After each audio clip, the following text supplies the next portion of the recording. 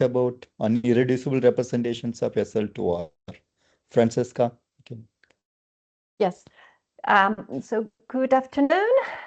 And let me start by thanking Mona for organizing this seminar and for giving me the opportunity to give this talk.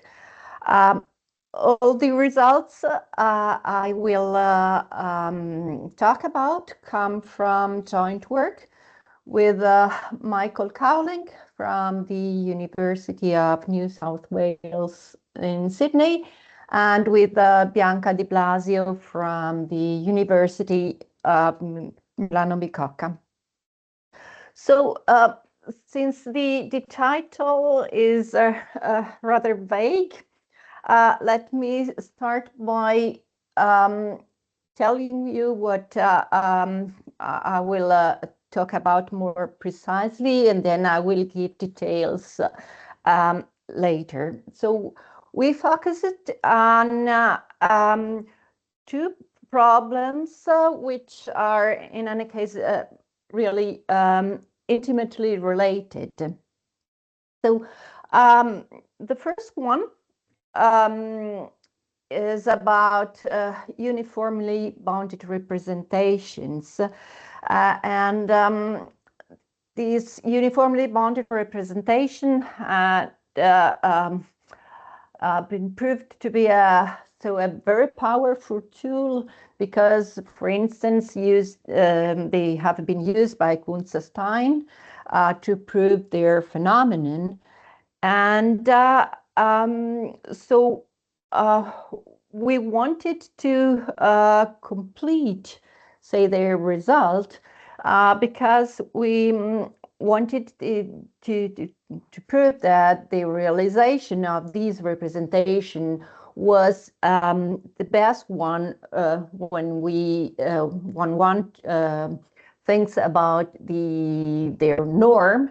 And so we wanted to find uniformly bounded representations in an equivalence class with minimal norm. But when we were facing this problem, we found another problem. So if you start with a uniformly bounded representation, can you, an irreducible one, can you fit it into some equivalence class? And to do this, we wanted to prove that this representation is in some sense admissible. And so in the second part of my talk, I will talk about say an interplay between the notion of admissibility of a given representation and a famous problem in functional analysis, which is the invariant subspace problem. So let me start with the first problem, this one about uniformly bounded representations, and let me recall some definitions so that I will be clear. Even I know that you all know this very well. So when G is a locally compact group, and for the rest of this talk, this group G will be SL2R anyway. By representation, I mean it is realized on a Banach space, or more frequently, and I will realize it on a separable Hilbert space. And so I denote its representation space by H with a subscript rho when I have many representations just to distinguish them. And so a representation, we all know that for any X in G, we have bounded invertible linear operator rho of X on the representation space H rho. We have the homomorphism property, and when I say representation, I mean that always it is strongly continuous. So this third property holds. When you fix a vector, this map has to be continuous. Then I was interested in uniformly bounded representations. So one considers the operator norm of the operator rho of X, and we ask that these operator norms stay bounded as X varies all over the group G. And so we denote by this symbol rho with a U be the uniformly bounded norm of the representation rho. And clearly, this norm has to be bigger than 1. And it is exactly 1 when the representation is unitary. So it is realized on a Hilbert space, and all the operators rho of X are unitary, so they have norm 1. As I said before, uniformly bounded representations were studied a lot, and maybe I wrote here a slide about some history and some of maybe it's very old results. So starting from the 50s, Dixmier proved that uniformly bounded representations were a substitute for unitary representations. And when G is amenable, then actually every uniformly bounded representation is unitarizable. So you can renorm the space and obtain a uniformly bounded representation. And so he asked whether this was true in general for other groups.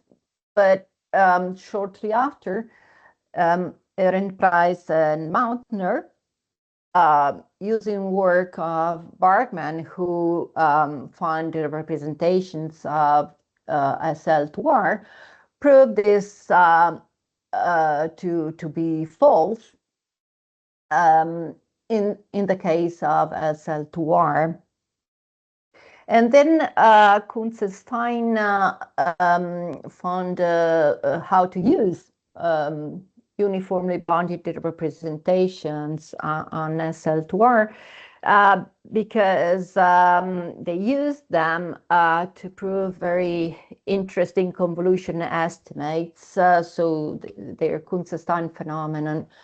In this case of the group SL2R. So then in the years following, there raised a lot of interest in constructing uniformly bounded representations for other groups. So let me mention two main results. So Michael Cowling solved the problem of the Kunzelstein phenomenon on non-compact semi-simple Lie groups, and Figata, Lamanca, and Picardello, and Plick and Schwartz for the case of non-commutative free groups. But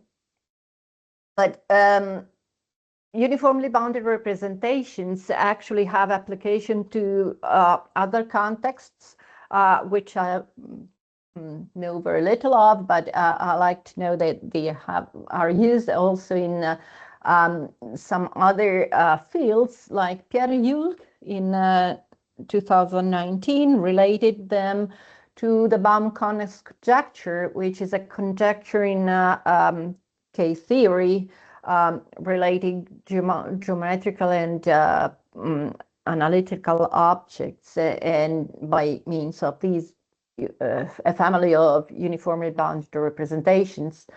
And then starting from the 80s, Hagerup and many of his collaborators used them to prove some kind of approximation properties like weak amenability. And there are also very recent works in this line of research by Vergara from last year. So to state clearly the problem,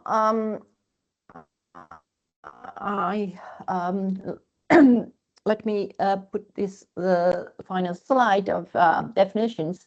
So if you have two representations and say uniformly bounded representation realized on a Hilbert spaces, an intertwiner is a linear operator from one representation space to the representation space of the other representation that intertwines the two actions. So if this operator is unitary, we say that the two representations are unitarily equivalent. And in this case, their uniformly bounded norms will obviously be the same. But if the intertwiner is only bounded with bounded inverse, we say that the two representations are similar. And in this case, the uniformly bounded norms of the two representations are related by an inequality of this form for some constant c bigger than 1. And so our question is the following. So suppose you consider the similarity class of some fixed representations, like here rho, you consider all sigma similar to rho and their uniformly bounded norm. Can you find inside this class a minimal norm representation? So obviously, if you have inside this class a unitary representation, this has norm 1, and clearly this is the minimum norm representation. So when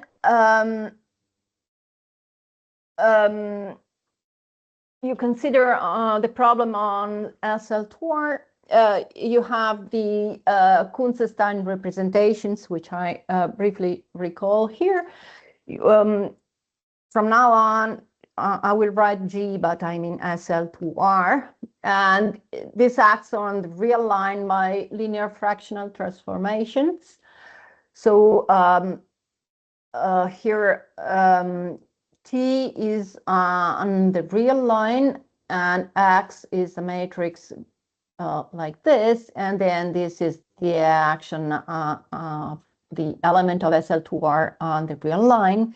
And one can compute the Jacobian of this action being the square of the denominator of the action. And so one obtains representations but which can parameterized by a complex number lambda, which you put here to the power of as a power of the Jacobian, and a number epsilon here, and put it here. It's between 0 and 1. It's 0 or 1, and it takes care of the sign of the denominator. And this is the action on, say, functions on the f on the real line. So it's easy to check that when lambda is purely imaginary, one has an action by unitary operators on L2. This corresponds to this line I drew here. And this is the principal series representation. Then it's also less easy, but it's a computation that if you take alpha between -1/2 and 1/2, so lambda is real, and epsilon is 0, you have the so-called complementary series representations, which are unitary on this fractional subleved space, indexed as the real part of lambda. And finally, one has the analytic continuation of the principal series, which was what Kunzestein work was about. When lambda is in this strip, and it's easy to check that if X is an upper triangular matrix, then the this operator is unitary on the fractional subleved space corresponding to the real part of lambda. This is just because if you have an upper triangular matrix, C is 0, so the Jacobian is constant, and it's easy to check that this operator is unitary there. And so upper triangular matrices come from the parabolic subgroup MAN of SL2R, but I shall more quickly say upper triangular matrices. So this is I have just a question. This is H of lambda or H of real part of lambda? Last line. If X is lambda. H is unitary on H real part of lambda or Yes. H lambda? Yes. Real part here. Yes. Is the state and lambda here. No, pi lambda should act on H lambda, right? Yes, but this is a subleved. Okay. Subleved space. Okay. Yes, the representation space should be curly H lambda epsilon, and this is the subleved space indexed with real part of lambda. Is that clear? Okay, so the representation space is all okay. So okay, I understand. The thing is, this pi lambda, comma epsilon acts on the subleved space H real part of lambda. H real lambda. Okay, I understand. Okay, thank you. So what Kunzestein did to prove the work is to use the Bois decomposition of SL2R. So any element of the group is either an upper triangular matrix or can be written as a product of two upper triangular matrices and this special element W given like this, which is an inversion. And so since we said that upper triangular matrices act unitarily on this fractional subleved space, we can disregard them. And we write alpha for the real part and beta for the imaginary part of lambda. Alpha will be smaller than 1/2. And so one has to focus on the action of this inversion operator, which is given by this first formula. And you can factorize that as a product of two operators. One is the coming from the complementary series of the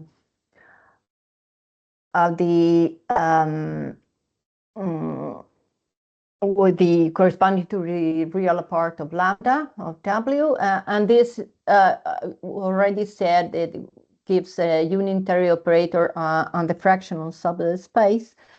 And the other one is this multiplication operator by this function here. And so what Kunze-Stein did is that to evaluate the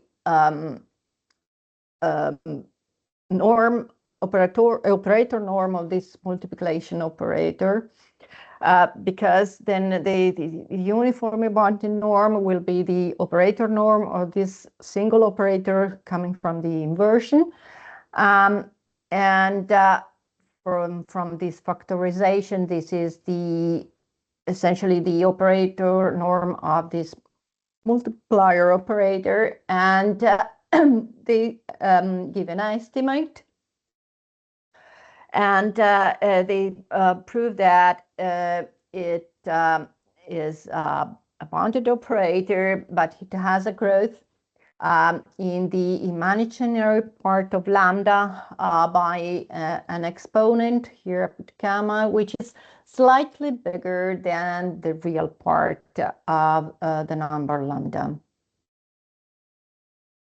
So what we have done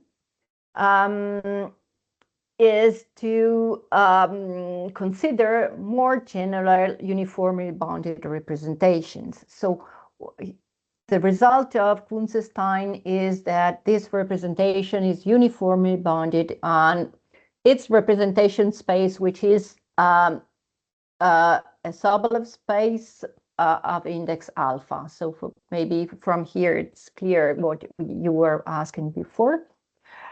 And what we have done is to define on this space an equivalent norm.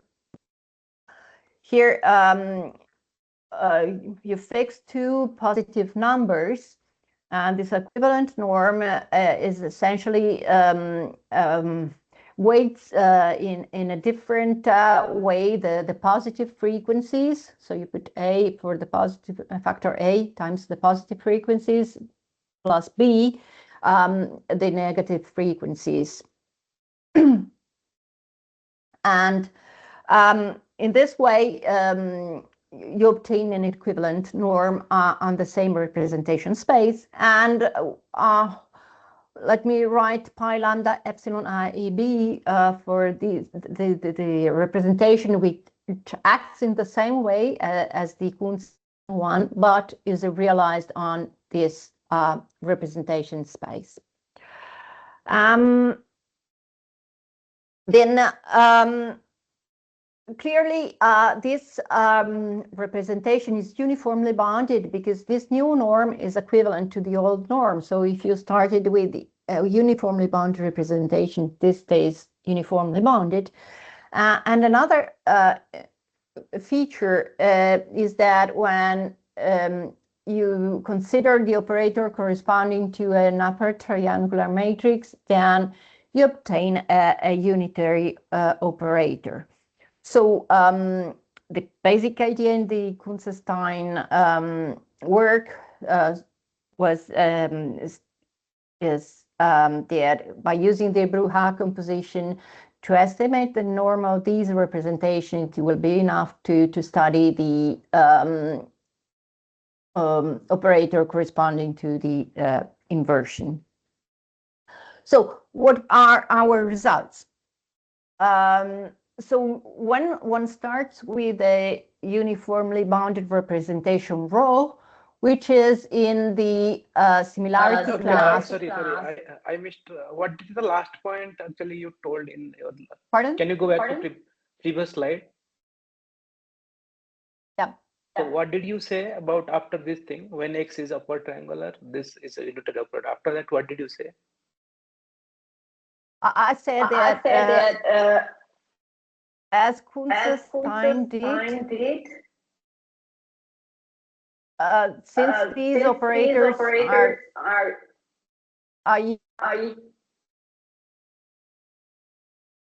norm of our representation, it will be enough to study this operator on the new spaces. You mean this H alpha AB, or what is that basically? Yes, with A and B.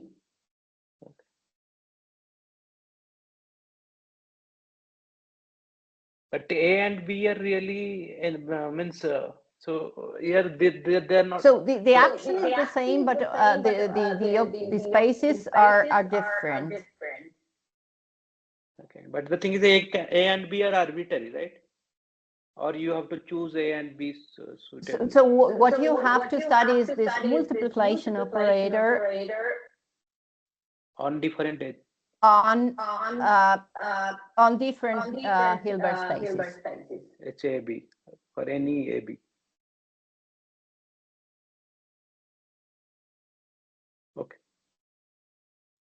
Okay. Okay. So I was here. The results are the following. So start with a uniformly boundary representation, which is in the similarity class of one of the Kunze-Stein representations. Then you can renorm the representation space of this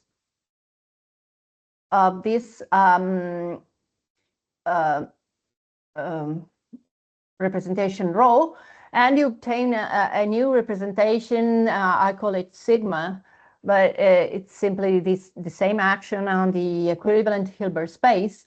And the feature is that it is unitary on this parabolic subgroup of upper triangular matrices. And this renorming only decreases in the norm.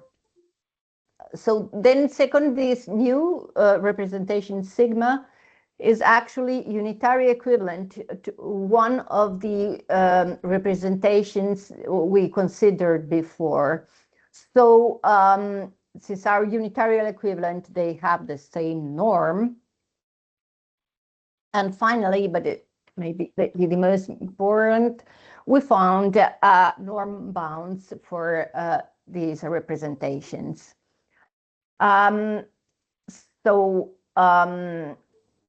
This is what we have done in the previous slide up to here. And we proved that when A and B are different and lambda epsilon is not 0, 1, these values actually correspond to a reducible representation. So that's not interesting. And we proved that actually when A and B are different, here you have a bigger norm than the Kunze-Stein realization. So this the realization has minimal norm in the similarity class. And moreover, we proved that a norm bound which is slightly better than theirs, because we estimated the norm precisely, and we proved that we have a growth in the imaginary part, which is with an exponent which is exactly the real part of lambda. And this estimate blows up when you approach the edge of the strip, and well, because there's this factor here. But anyway, it's precise. The one of the ingredients to prove this result regarding the norm of the representations pi lambda epsilon a b is that, as you asked before, it is enough to evaluate this operator norm. This operator norm as an operator on the new subaliv spaces H alpha B. So one has to find a way to compute these norms easily. And the way is to decompose the function into its even and odd parts and use the Mellin transform. So I write a few formulas here for this say maybe more simple case. You suppose that f is even, just to fix ideas actually. Then the use of the Mellin transform is results in the fact that you can write f as this integral. Here C0 is essentially the Mellin transform of the function f. And the evenness is that here you have this mod of t to some power. And then the Sobolev norm is evaluated on the Fourier transform side. So the Fourier transform of this will be again an integral of because one knows the transform of homogeneous distributions. This brings this function m0 u, which is a ratio of gamma functions, and the variable here is in the imaginary part of the argument of the gamma function. So the Sobolev norm is r to the L2 norm of r to the alpha, the Fourier transform of f. So take this r to the alpha on the other side, and then the L2 norm of this by this Blanchard formula is nothing but the L2 norm of this function here, C0 and 0. You have to do it for the function f, for the function which is this operator applied to f, and compare all the norms. In the case A and B are equal, A and B are different, and so on. But and then estimate many. Oh, pardon? Is everything fine?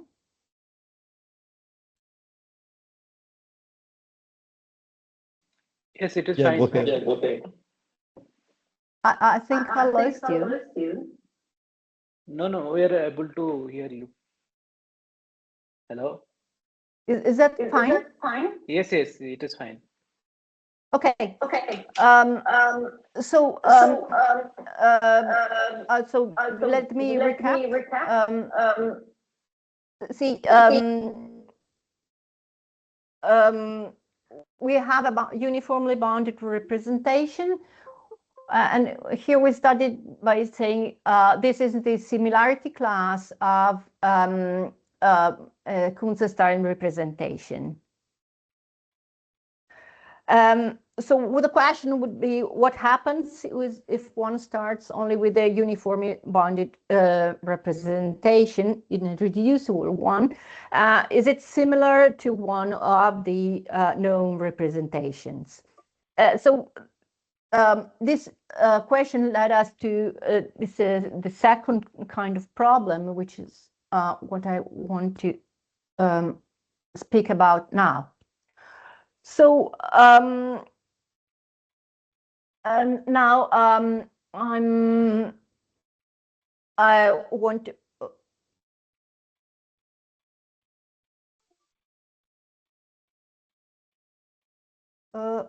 Sorry. What happens? Is everything fine? Because I'm. Yeah, it is everything fine. So we are able to hear you.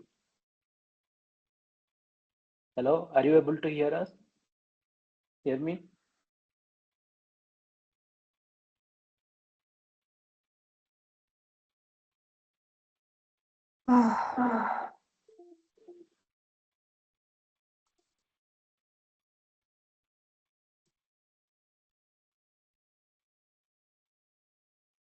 What happened? Can you hear me? Yes, yes.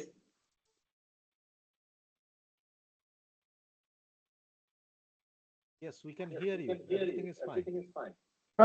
Can you hear me? Yeah. Yes.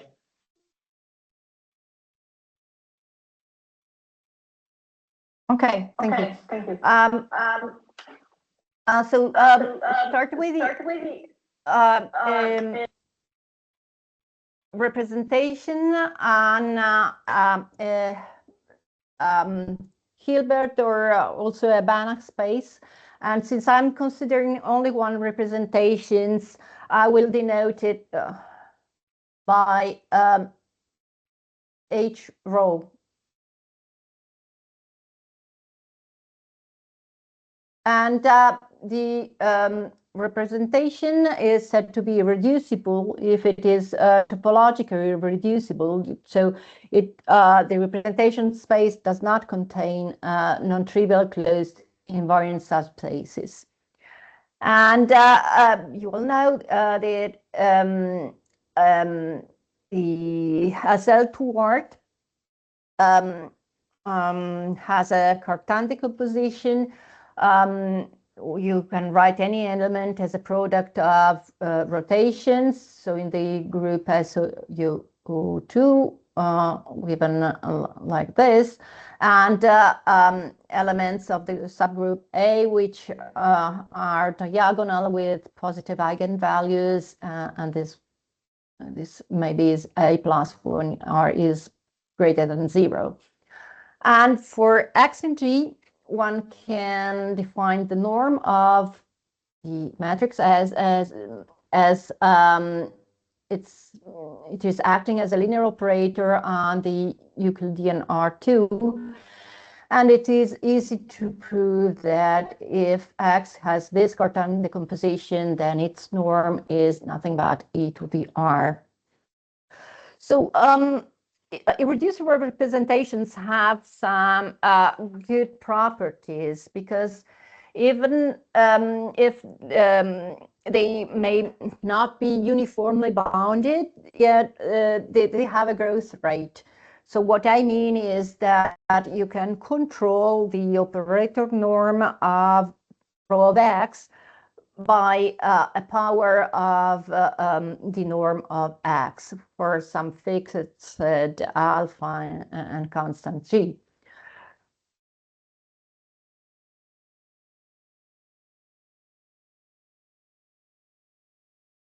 So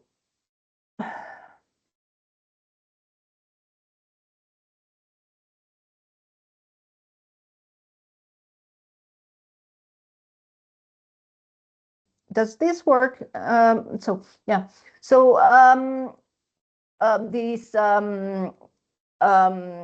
as a consequence of this growth rate, then one can lift the representation to a weighted L1 algebra.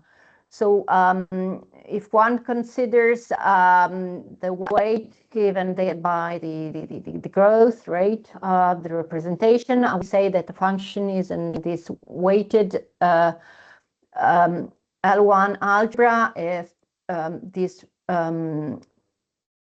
integral is finite, and then one can extend the representation to the weighted L1 algebra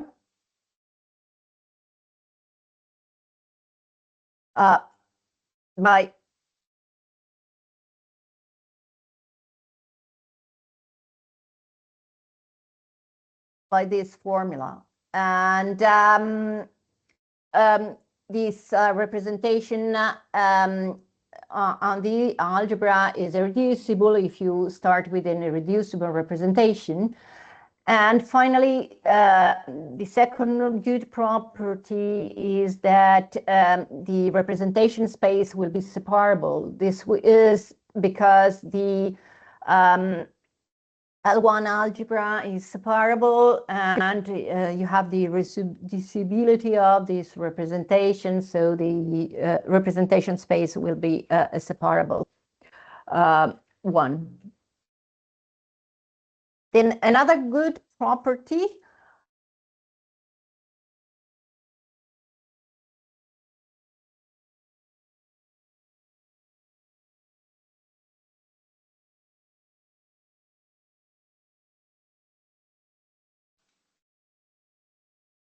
I think are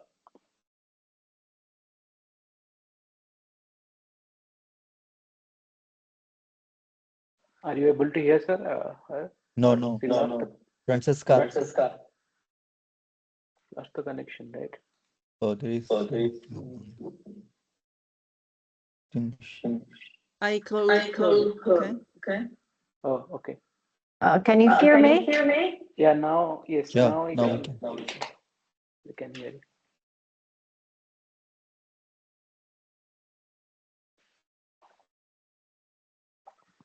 I can't hear you. Can you hear? Francesca?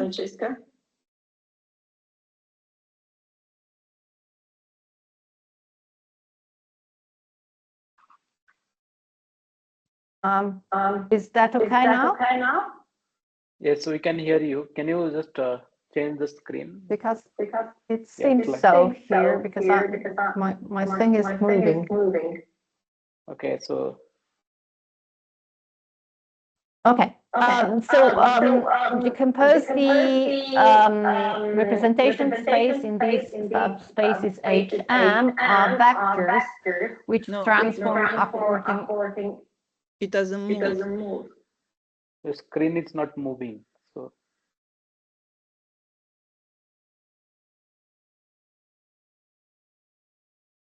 can I just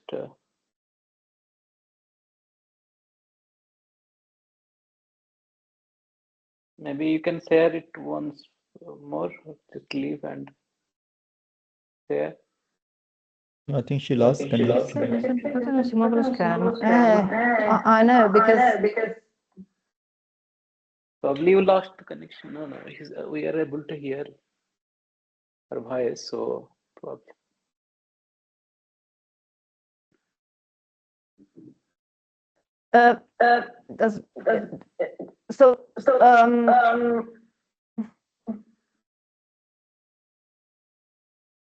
okay.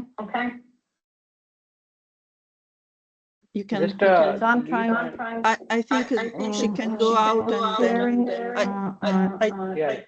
Yeah. So it's better. So just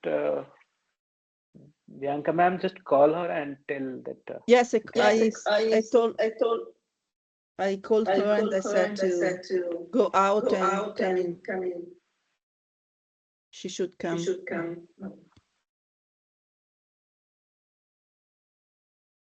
Muna, there is some problem if you're on mute. I told her to come back, to go out and come back.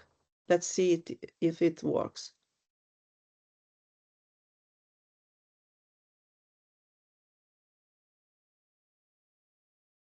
She said that she is not able to come in.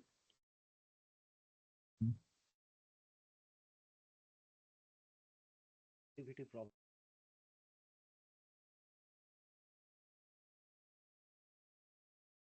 It seems that there is a problem with the connection, so now she tried to go inside with the phone.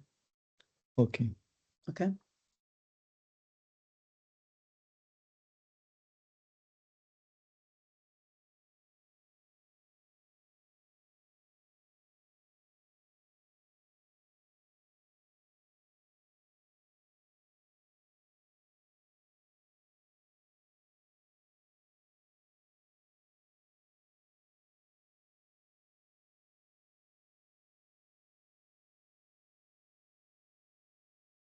strange because she's at the university, so it should work.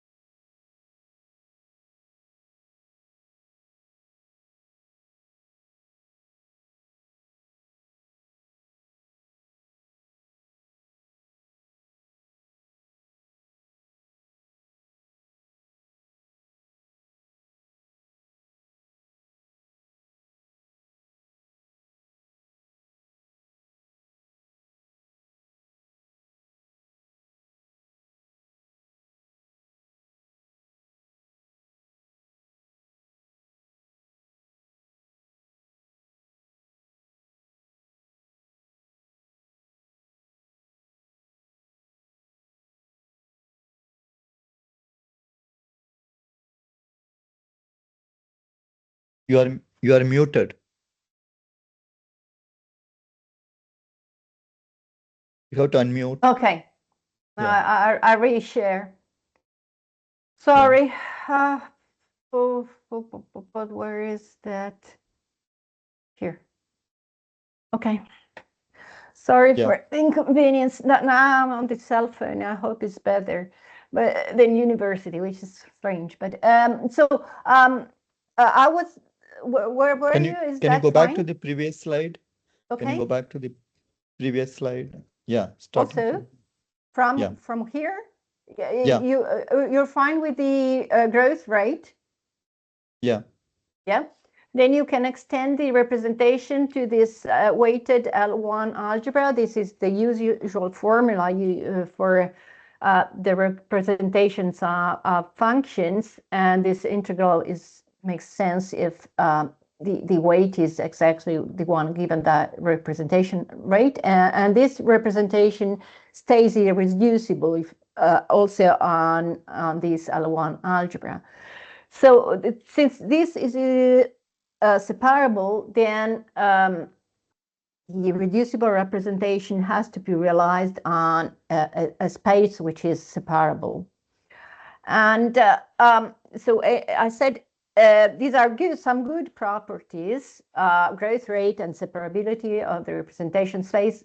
And one would like to have also admissibility of this irreducible representation. Admissibility means that if you consider the closed subspace of vectors which transform according to a character of the rotation group, then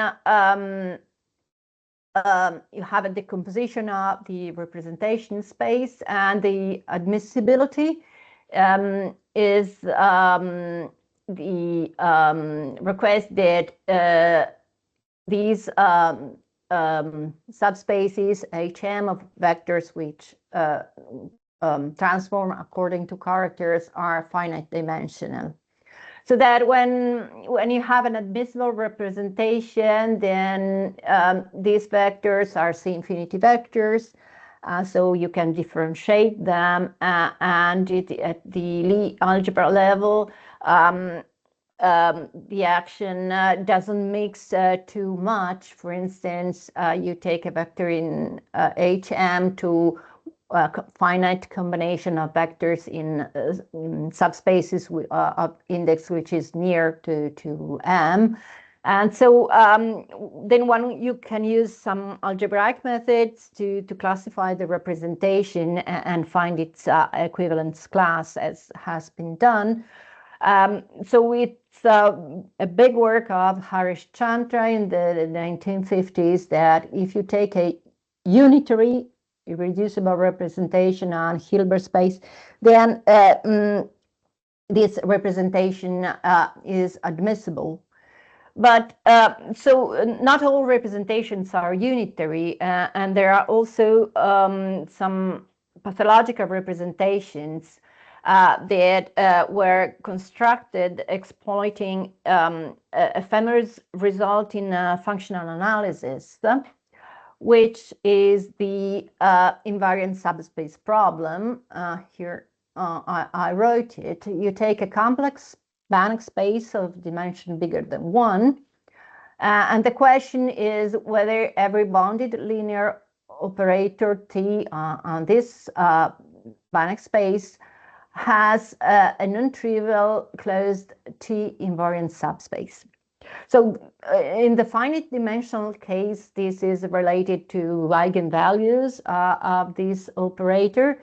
And but the dimension can't be too big. So because if you suppose that the Banach space is not separable, then it's easy to come with a closed non-trivial T-invariant subspace.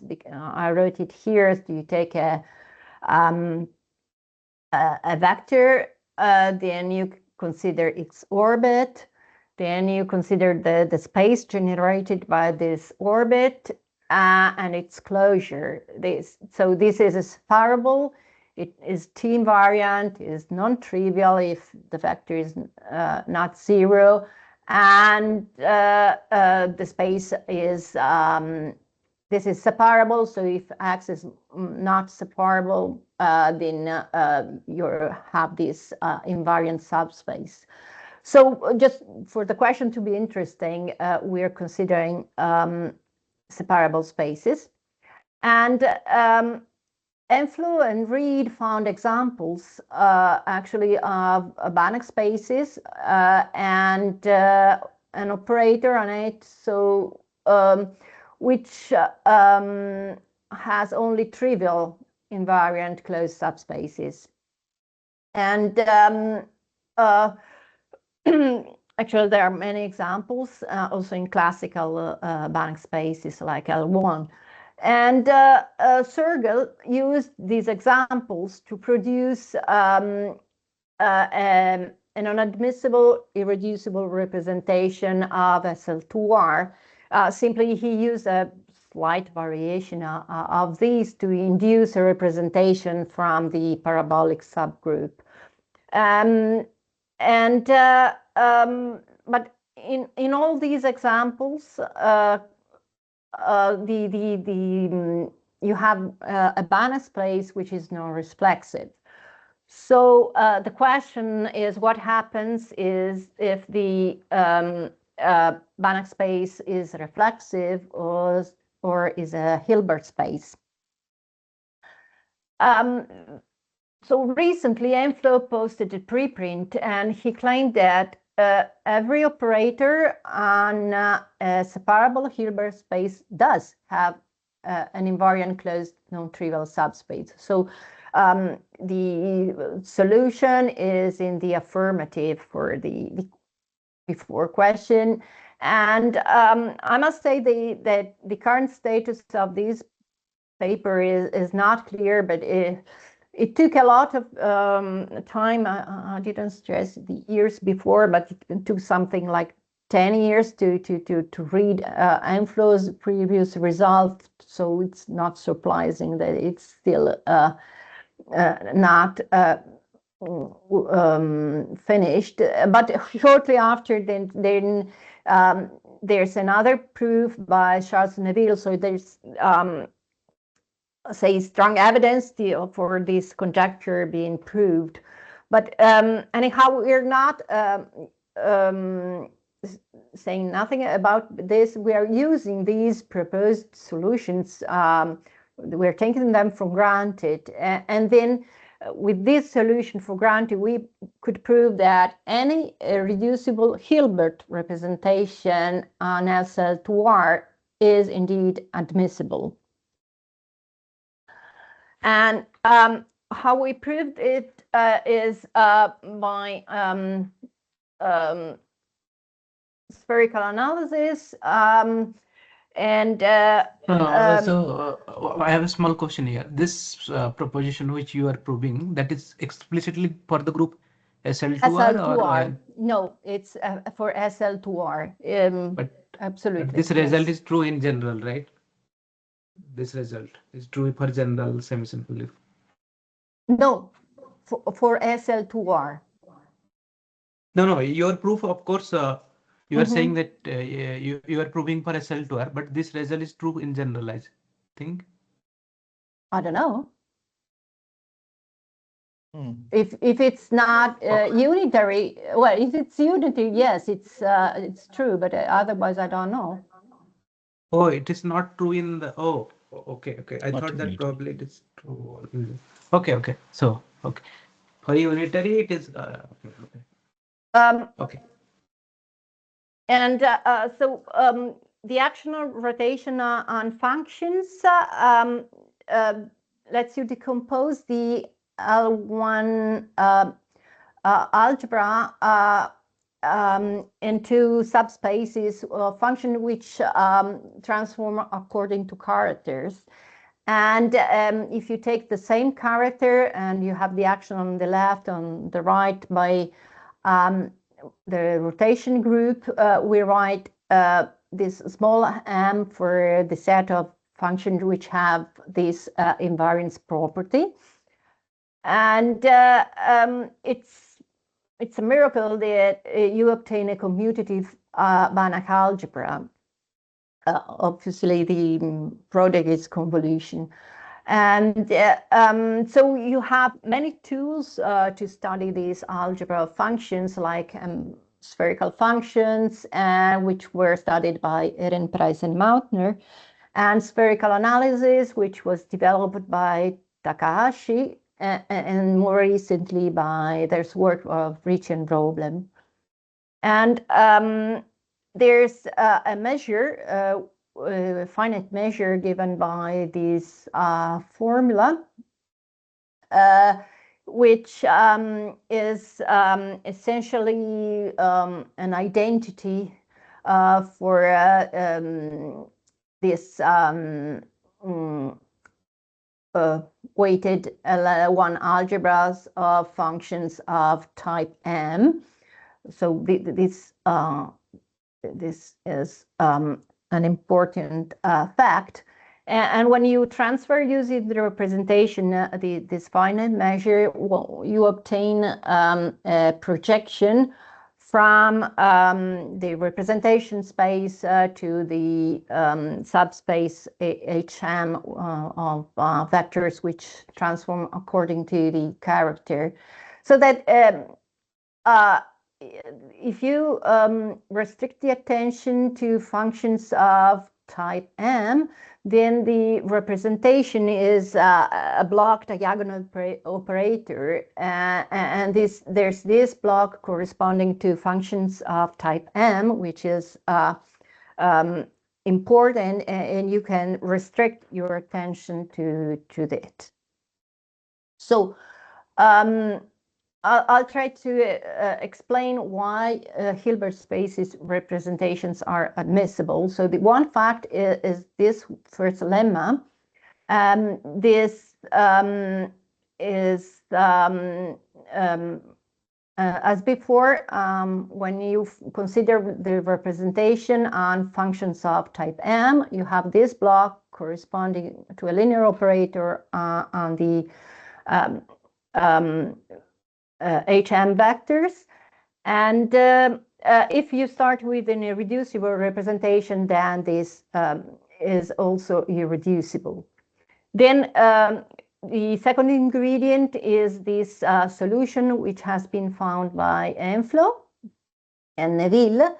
And then there is this key fact, which we proved via spherical analysis, that says that you have a single topological generator, which I call FM to fix ideas, for this L1 algebra, which I mean is that if you take this function, you take its convolutions, and you take linear combinations of all of it and its convolutions and continuity, and you generate in this way all the L1 algebra. Then the proof then goes like this. So you, by contradiction, you suppose that one of these spaces has dimension bigger than 1, and you consider the operator corresponding to this topological generator Fm. This gives you an operator, a linear operator on Hm. But now use Enflo and Neville, the invariant subspace problem.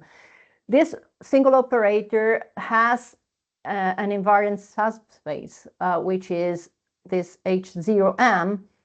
But since the function Fm generates all the L1 algebra of functions of type M, then this subspace will be invariant not only for this single operator, but for all the L1 algebra of type M. But then you come with a contradiction with the first lemma I showed you.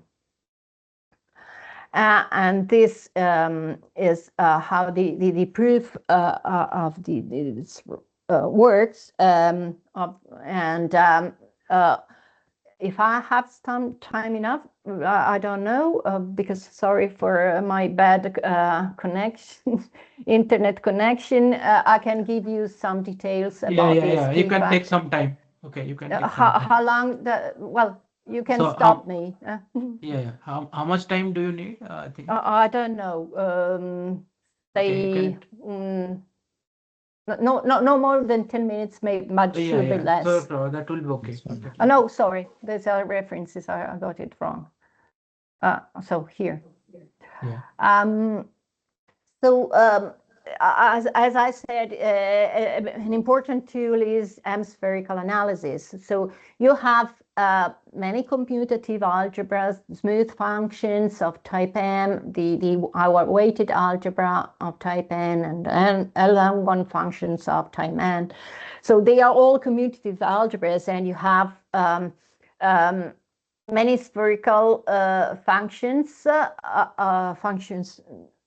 So these are eigenfunctions of the Casimir operator, omega, and S is parameterized so that this is the eigenvalues. So S and minus S gives rise to the same function. They are normalized to have value 1 at the identity, and you have so they are functions of type M, so they have this invariance property, and when you restrict them to the A part, you can prove that they are special functions.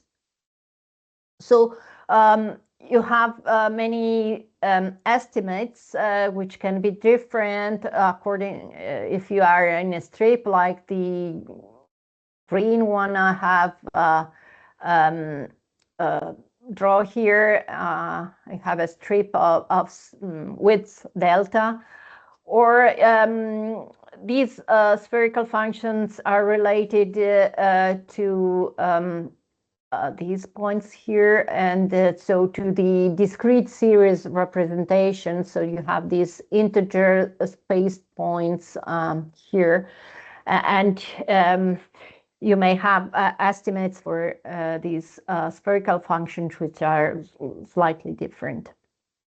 And as in the usual case, you can define a spherical transform, and you have an inversion formula involving spherical functions coming from the continuous part, so the principal series related spherical functions or the discrete ones.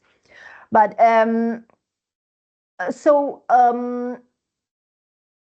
to approximate smooth functions with compact support of type M. You consider their spherical function. This is even because of that property of spherical function, and you can prove that the spherical transform is actually entire and decays rapidly at infinity in every strip if you go up here on or down there. And so you can use a Cauchy integral formula. You take S inside a strip, and then you use a contour which goes from minus infinity to plus infinity over gamma and minus gamma here. And by the Cauchy integral formula, you have that the spherical transform of F and S is given by this. Then you transform this second integral and you write it with a change of variables as an integral over gamma. And you do some algebra, putting together these two terms. And you have a formula of this form. So S is the variable of the spherical transform. So from a formal point of view, if you call R zeta a function whose spherical transform is exactly this one, then you have written the function f as an integral, so a combination of these functions, and this z square minus s square is very similar to the eigenvalue of the Casimir operator. So these functions R zeta can be thought of kernels of the resolvent of the Casimir operator when considered on functions of a fixed type M. So what we have done is to give some meaning to these formal computations, and these are these two results, and there's a first result which may be of independent interest from the admissibility. So you read from the spherical transform side on Psi conditions under which you can establish that the function is in a weighted space. It has to be holomorphic in some strip. The width of the strip is related to the weight function, and you have this bound that is requested in the strip, and you have also a norm estimate. And this combined with some properties of functional analytic properties of the resolvent, and playing with the various strips of various amplitude, lets you find that a proper resolvent kernel is the generating function you wanted. So this is all I wanted to say. Here are some references for the uniformly bounded representations, and these for the invariant subspace problem. And so this is all. Thank you. Sorry for my bad connection.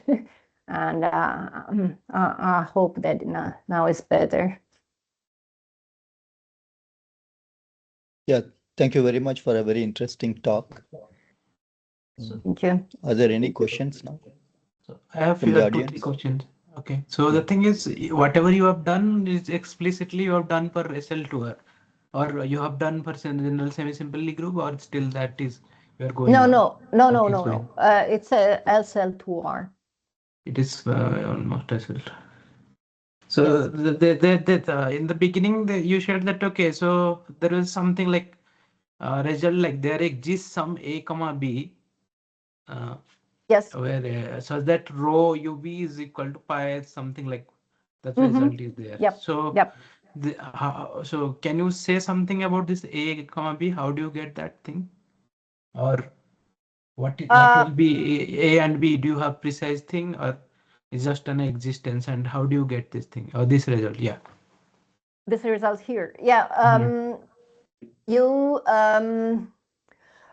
you know that this representation sigma is similar to the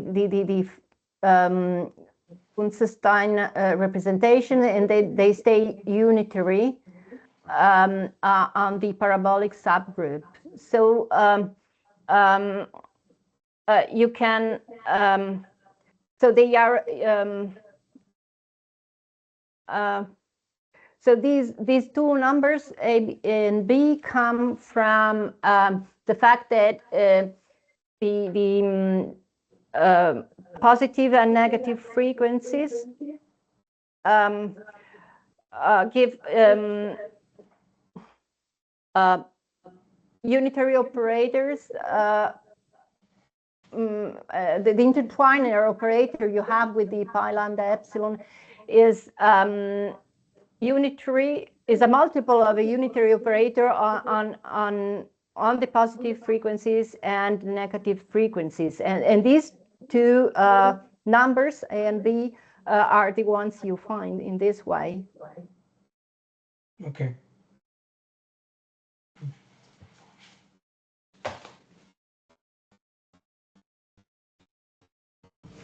This problem, so if you really supposing that, okay, so you are able to find this rho UV, okay, so does it have some other connection? Does it have some other relevance, like other implication or something? Our estimate here? No, yeah. So the thing is, what I'm saying that, okay, so this is an interesting problem. So to find this rho UV, what is this rho UV? So suppose you can find something, okay? Yep. So can you infer some more thing about representation, or can you say something that? It implies some results which I didn't talk about say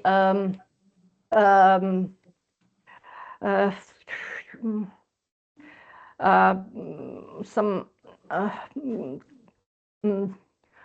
estimates on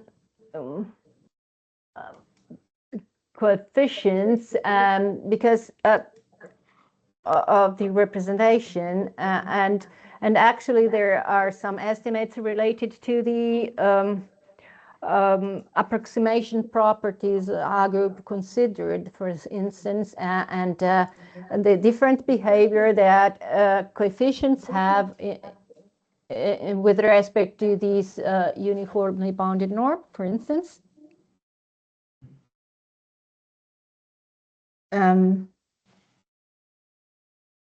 If I got the question. Okay, yeah. So I don't think I have more questions. So are there some more questions?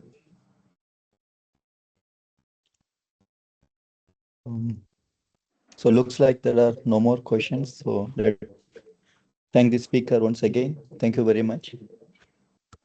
Thank you for your patience. I'm sorry for